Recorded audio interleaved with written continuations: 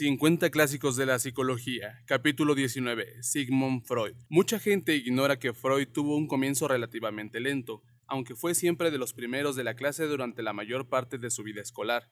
Tardó 8 años en estudiar medicina y otras materias en la universidad, antes de licenciarse. Entró lentamente en el campo de la neurología, escribiendo artículos científicos sobre los trastornos del lenguaje, los efectos de la cocaína como anestésico y las parálisis cerebrales en niños, antes de trasladar sus intereses a la psicopatología, pero su ambición de ser un célebre investigador médico se oponía a su deseo de casarse con su novia Martha Burney y de conseguir una casa para tener trabajo como médico. El resultado fue que el libro que le dio renombre, La interpretación de los sueños, no se publicó hasta que él tenía 40 y tantos años, e incluso entonces le costó una década hacerse famoso. Solo se hicieron 600 ejemplares de la primera edición de uno de los libros más influyentes en la historia, y estos tardaron 8 años en venderse. Las críticas, y no hubo muchas, fueron en su mayoría desfavorables, y la primera traducción al inglés, realizada por A. Brill, no se publicó hasta 1913. El libro ofrece una mirada semi-autobiográfica al mundo burgués de la Viena de finales del siglo XIX, llevándonos tras el mito del gran hombre que revela a Freud disfrutando con sus hijos, veraneando en los Alpes, ocupándose de sus amigos y colegas y buscando el éxito profesional. El principal placer para el lector radica en las descripciones y los análisis de los propios sueños, en su mayoría de los pacientes, pero se incluyen también algunos de Sigmund, que fácilmente ocupan una docena de páginas cada uno y muestran la notable erudición de Freud en mitología, arte y literatura. La interpretación de los sueños aportó el enfoque médico y científico de un tema que siempre se había resistido a un análisis serio, y al hacerlo creó la ciencia de la mente inconsciente. Después de concluir el libro, Freud escribió: "Intuiciones como esta llega solo una vez en la vida". Le había llevado 40 años realizar su promesa temprana y sin embargo era realmente el comienzo de su carrera. Las causas de los sueños. Es sorprendente cuánto se ha escrito sobre los sueños antes de Freud. Este comenzó su libro con un extenso examen de la literatura, retrocediendo hasta Aristóteles y reconociendo a las figuras más contemporáneas como Louis Alfred Maury, Carl Friedrich Burdach, Yves Delage y Ludwig Strumpel. Resumiendo la lectura de todo ello, señaló lo siguiente: a pesar de haberse ocupado de tal tema durante muchos miles de años, la comprensión científica de los sueños no ha llegado muy lejos. Desde una concepción de los sueños como inspiración divina, los sueños habían llegado a la concepción científica de que eran simplemente resultado de la excitación de los sentidos. Por ejemplo, al dormir oímos un ruido fuera y ese ruido aparece entretejido con los sueños para darle sentido. Según esta explicación, sueños habituales como encontrarnos desnudos son consecuencia de la caída de nuestros pijamas. Los sueños en que vamos volando están causados por el subir y bajar de los pulmones, etc. Pero Freud percibió que los estímulos sensoriales no explican todos los sueños. Los estímulos físicos que nos llegan cuando estamos dormidos podrían configurar ciertamente lo que soñamos, pero también podrían ignorarse y no ser incorporados a nuestros sueños. Estaba también la dimensión ética o moral de muchos sueños que tampoco sugerían causas puramente físicas. El interés de Freud en los sueños se produjo originalmente a través de su trabajo con la gente que padecía alguna psicosis. Se dio cuenta de que el contenido de los sueños de sus pacientes era un buen indicador del estado de la salud mental y que los sueños eran, al igual que otros síntomas, susceptibles de ser interpretados. Cuando escribió La interpretación de los sueños, Freud había interpretado clínicamente más de 1000 sueños. Entre sus conclusiones se hallaban las siguientes: los sueños tienen tendencia a utilizar impresiones procedentes de días inmediatamente pasados, pero también tienen acceso a los recuerdos de la infancia. El método de selección de recuerdos en los sueños es distinto del de la mente despierta. La mente inconsciente generalmente no se centra en grandes acontecimientos, sino que recuerda lo trivial o lo que ha pasado desapercibido. A pesar de su fama de ser aleatorios o absurdos, en realidad los sueños tienen un motivo unificador que fácilmente mezcla personas, sucesos y sensaciones muy distintas en una historia. Los sueños tratan siempre acerca de uno mismo. Los sueños pueden tener múltiples niveles de significado y se pueden condensar varias ideas en una única imagen. Del mismo modo, las ideas pueden desplazarse. Una persona conocida puede convertirse en alguien distinto, una casa tiene un objetivo distinto y simboliza otra cosa, etc. Casi todos los sueños son realizaciones de deseos, esto es, revelan una motivación o un deseo profundo que quiere cumplirse, a menudo un deseo que se remonta a la infancia más temprana.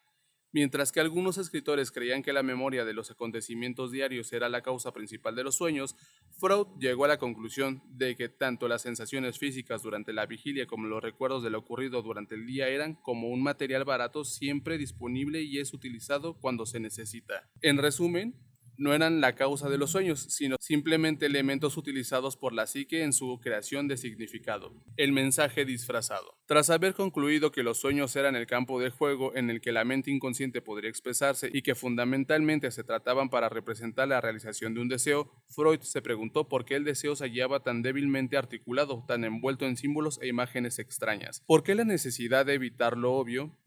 La respuesta podía hallarse en el hecho de que muchos de nuestros deseos están reprimidos y solo tienen una oportunidad de llegar a nuestra conciencia si, de algún modo, se disfrazan. Un sueño puede parecer lo opuesto de lo que deseamos, porque podemos estar a la defensiva o querer ocultar muchos de nuestros deseos, de manera que el único modo a través del cual un sueño pueda hacer que nos hagamos conscientes de un asunto es sacándolo a flote mostrando un sentido contrario al que tiene. Freud explicó este fenómeno de distorsión del sueño mediante la analogía. Un escritor político puede criticar a un gobernante, pero al hacerlo puede ponerse en peligro. Por tanto, el escritor tiene que temer la censura del gobernante y así modera y distorsiona la expresión de su opinión. Con los sueños, si nuestra psique quiere enviarnos un mensaje, puede que solo pueda hacerlo pasar censurándolo para hacerlo más aceptable o disfrazándolo de otra cosa. La razón por la que olvidamos los sueños con tanta facilidad, creía él, es que el yo consciente quiere reducir el impacto del inconsciente en su campo, la vida de vigilia. Uno de los puntos centrales de Freud era que los sueños son siempre egocéntricos. Cuando otras personas aparecen en un sueño a menudo son solo símbolos de nosotros mismos o simbolizan lo que otro significa para nosotros. Freud creía que cuando una figura extraña entraba en su paisaje onírico, la persona representaba indudablemente algún aspecto de sí misma que no podría expresarse en la conciencia despierta. Se interrogaba acerca de las historias en las que se decía a alguien que hiciera algo en un sueño, quizá proporcionándole un impulso que resultaba ser correcto. Los sueños pueden expresar con contundencia un mensaje que da fuerza a alguien que está acostumbrado a suprimirlos durante la conciencia vigílica, y ese mensaje es siempre sobre uno mismo, no sobre la familia ni la sociedad ni ninguna otra influencia social, todo sobre el sexo. El psicoanálisis que Freud realizaba a sus pacientes le llevó a la creencia de que la neurosis se desarrollaba a partir de deseos sexuales reprimidos y de que los sueños eran también expresiones de esos sentimientos reprimidos. Fue la interpretación de los sueños donde Freud analizó por primera vez la obra de Sófocles, Edipo Rey, sosteniendo la idea de una tendencia universal consciente en que un niño siente atracción sexual por uno de los padres y quiere derrotar al otro, lo que más tarde se denominó complejo de Edipo.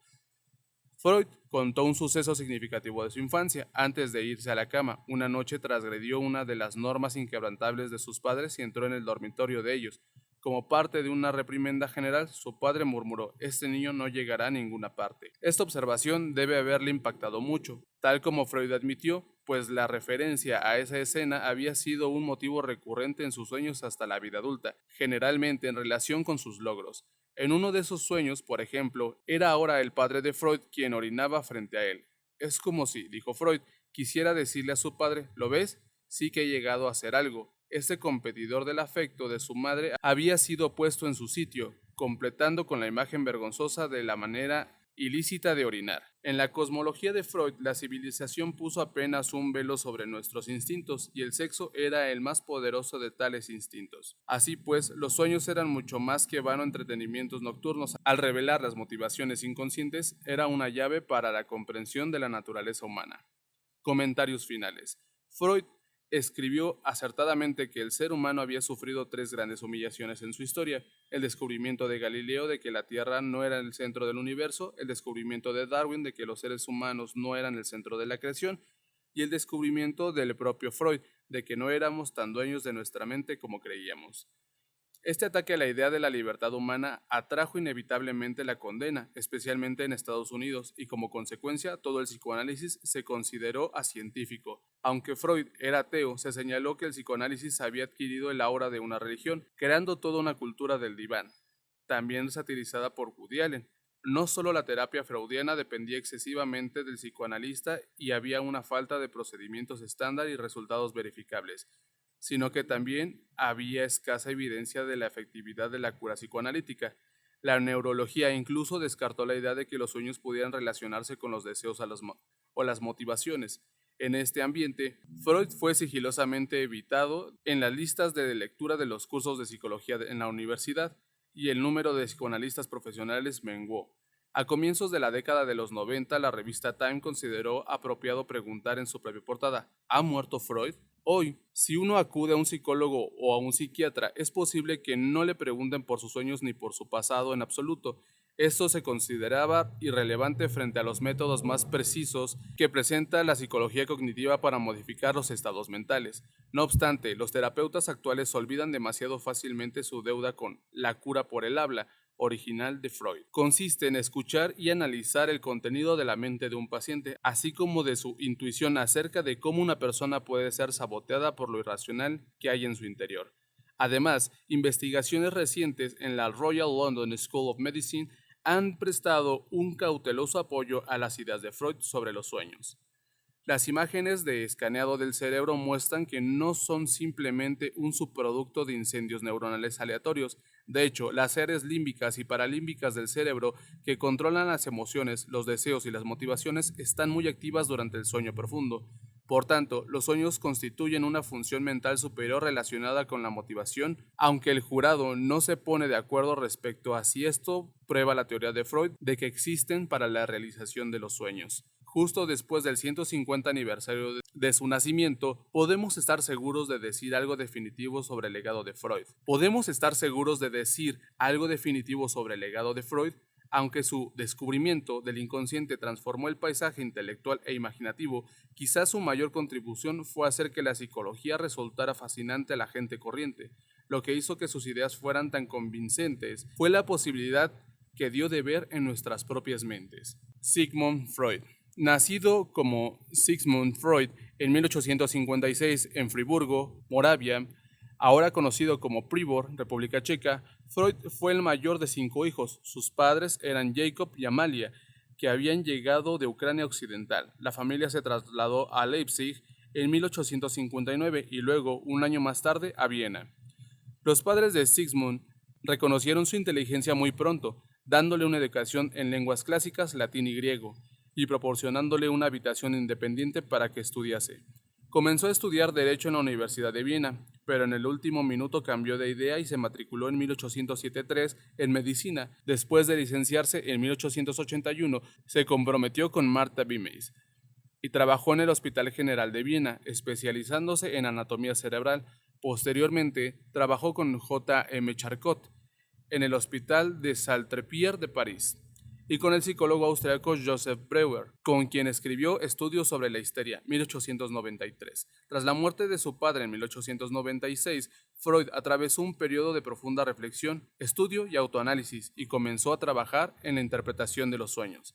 A los pocos meses de su publicación vio la luz también Psicopatología de la vida cotidiana, en la que introducía la idea de errores verbales, lapsus freudianos, que revelan la mente inconsciente. En 1902 tuvieron lugar los primeros encuentros del Grupo de los Miércoles, en el que se reunían profesionales judíos con inquietudes similares, y Freud fue nombrado profesor de psicopatología en la Universidad de Viena.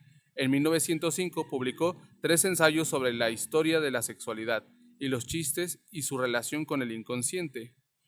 El psicoanálisis se desarrolló como movimiento internacional con su primer encuentro importante en 1908. En 1920, la segunda hija de Freud, Sofía, embarazada de su tercer hijo, murió durante la epidemia de gripe. Los escritos de esta década influyen más allá del principio del placer, 1920, El yo y el ello, 1927, Una autobiografía, 1925, y El futuro de una ilusión, 1927, que pretendía desacreditar la religión.